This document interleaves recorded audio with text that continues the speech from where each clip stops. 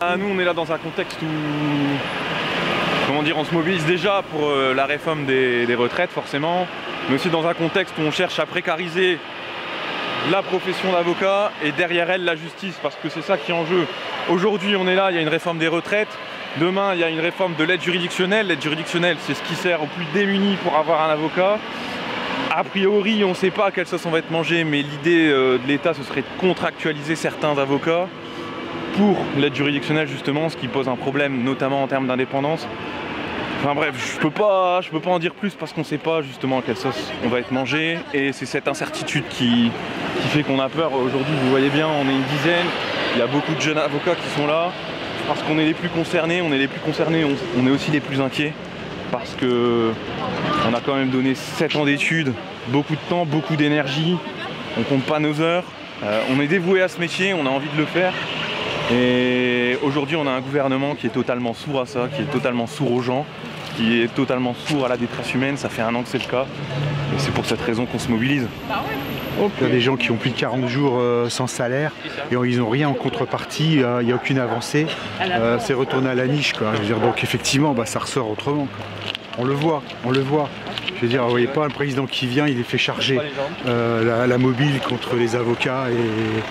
Enfin, on n'a jamais vu ça. Moi, ça fait 22 ans que je suis au barreau.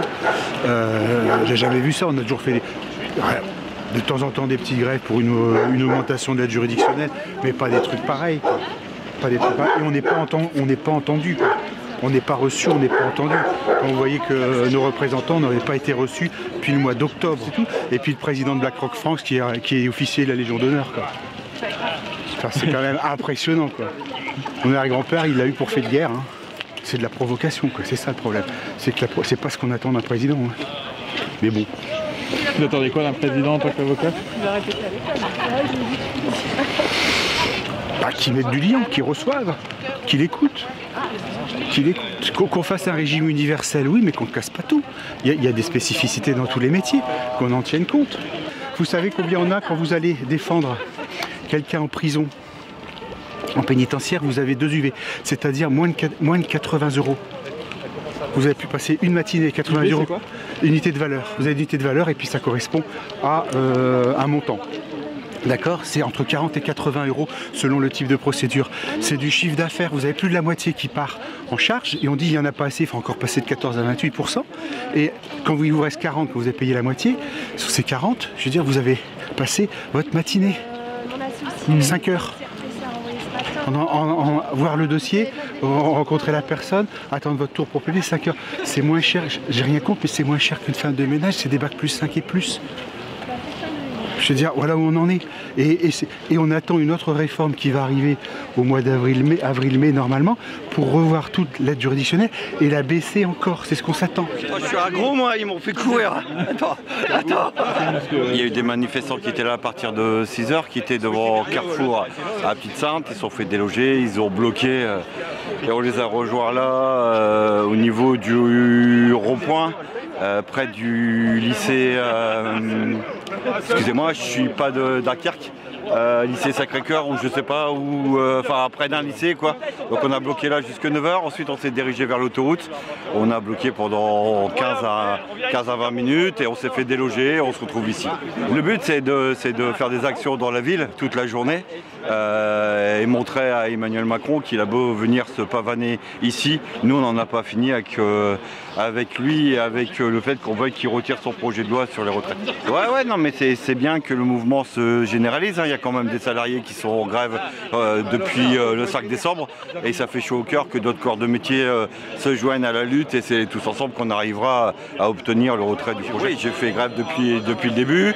Voilà, on a pas mal de collègues qui reprennent le travail pour faire un peu d'argent et aller sur les temps forts. Mais bon, on se relaie, il y a toujours de la présence cheminote. Les cheminots ont été un peu vecteurs de cette mobilisation avec les agents de la RATP et voilà, et on va se battre jusqu'au bout pour exiger le retrait, quoi. Voilà. On essaye de faire en sorte de pouvoir rencontrer Macron, lui dire tout ce qu'on pense de cette réforme à point qui va qui va sacrifier la retraite pour le plus grand bénéfice des grands groupes, des grandes entreprises et finalement des actionnaires et des milliardaires qu'il y a derrière. Donc voilà, mais le problème c'est que Macron il veut pas venir discuter avec nous.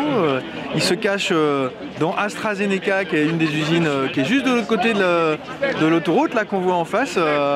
Il va rencontrer sans doute les cadres, les dirigeants de l'entreprise, mais pas nous. Voilà. Alors qu'on est nombreux depuis des semaines et des semaines à contester cette réforme qui est antisociale, qui est anti-ouvrière, qui va mettre des millions de retraités encore plus dans les difficultés de la vie, avec des retraites de plus en plus basses, et puis travailler toujours plus tard. Et il n'y a pas de raison. En parallèle, les services publics ils sont sacrifiés, parce que tout est bon pour soi-disant aider l'économie, et en fait aider les plus riches en France, les plus gros actionnaires, les plus grandes entreprises. Ouais.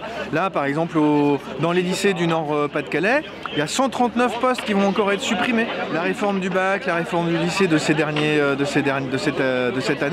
qui est en place cette année, c'est pour économiser, c'est pour supprimer des postes, c'est pour économiser sur le bac. Tant pis pour l'avenir des élèves, en fait.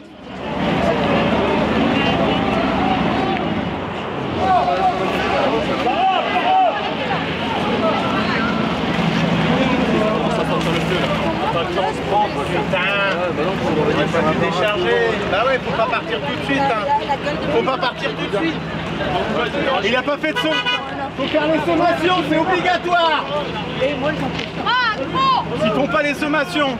Ils sont 10, on est 500. Ah ouais, on bouge pas. Il y a les sommations, le monsieur avec sa truc là. Il doit faire les sommations, c'est obligatoire.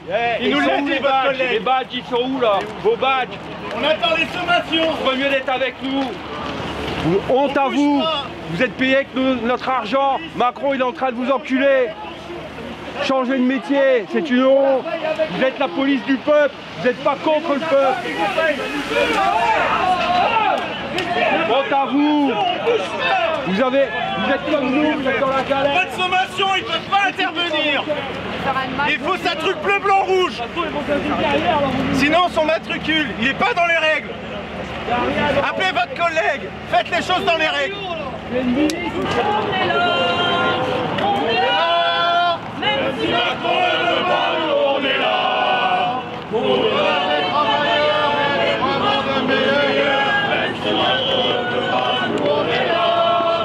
On est là, on est là. Même si Macron ne veut pas, nous on est là. Pour la grève des travailleurs et pour un monde meilleur, même si Macron ne veut pas, nous on est là. Première sommation, nous allons faire usage de la force. La police avec nous, on la paye avec nos sous. Deuxième sommation, nous allons faire usage de la force.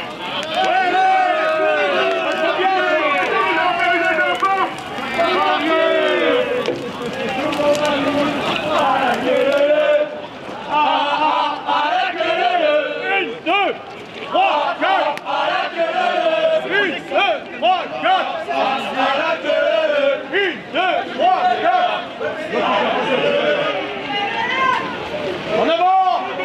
Mets-toi! Libéré! Mets-toi! Libéré! Mets-toi! Libéré! Mets-toi! Libéré! Mets-toi! Libéré! Mets-toi!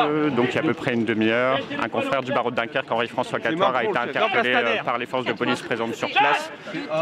Ce qu'on en sait, c'est qu'a priori il n'y aurait pas de motif d'interpellation. D'autres manifestants ont été interpellés également sur le motif de défaut de justificatif d'identité. Il y a l'ensemble du Conseil de l'ordre de Dunkerque qui est parti actuellement en garde à vue pour assister non seulement notre confrère mais aussi l'ensemble des manifestants pour les assister, le tout gratuitement bien évidemment, et on en saura plus cet après-midi. Monsieur le procureur, comment va notre Catoire? Vous êtes en ligne. Ouais, il faut absolument le libérer, il faut absolument le libérer, monsieur le procureur. Ouais, il faut le libérer. C'est très urgent. Bon allez, faut le libérer. Bon allez, on lui téléphone. Voilà son numéro, allez, venez, regardez, venez. Et je vais appeler, j'appelle le proc aussi. Ouais, on appelle tous le proc. Je vais vous donner son numéro. Oui. Faites sauter le Mais non, DPR. je suis devant les CRS là. Oui, monsieur le Et président, je suis saisi de ça. Oui, je suis avec les confrères. Moi je sais, mais là on est sur...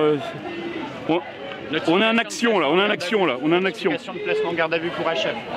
Je ne sais pas, là c'est pas le sujet là, actuellement là. C'est pas le sujet.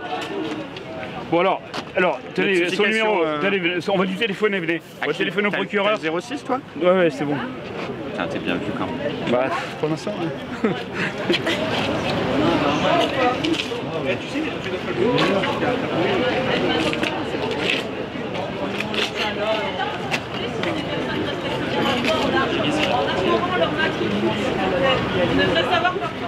Oui,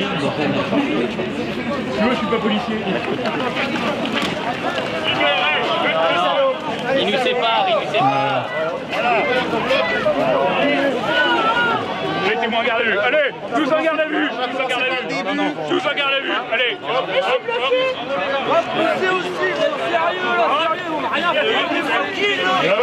J'ai un monsieur, c'est le 12-20. Le 12-20, 645. Est-ce que vous pouvez lui demander d'ouvrir la NAS, monsieur le procureur, s'il vous plaît? Regardez. Écoutez, vous êtes pénible, arrêtez vos histoires. Si vous voulez, est-ce que vous lui demandez d'ouvrir la NAS? Qui c'est qu'il y a des pièces d'identité? Alors venez, je vous invite à circuler par ici. Nous sommes nassés, au secours. Monsieur, c'est le procureur. De rien du tout, vous circulez comme vous voulez, sous réserve de présenter vos pièces d'identité. C'est du cinéma, Je comprends votre inquiétude pour votre camarade, mais nous... Mais je sais. Non, mais on va se mobiliser pour tous ceux qui ont été interpellés avec lui, c'est pas le souci, vous en faites pas. Il y a une délégation de l'ordre. Ils en ont pris combien? Ils en ont ramassé combien? Ils en ont ramassé 6 a priori. J'ai eu 3 noms à personne et apparemment il y a eu un autre groupe ailleurs qui s'est fait arrêter en masse. Ça, il faudrait Bon, avocat, vous avez pas de papier? Non.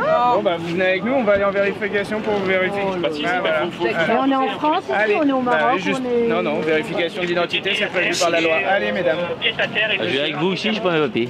Bon, allez, on a arrêté. Ça réage. Bon, vous êtes avec nous quand même. On a des confrères au commissariat. Les avocats sont encerclés! Au secours! Au secours!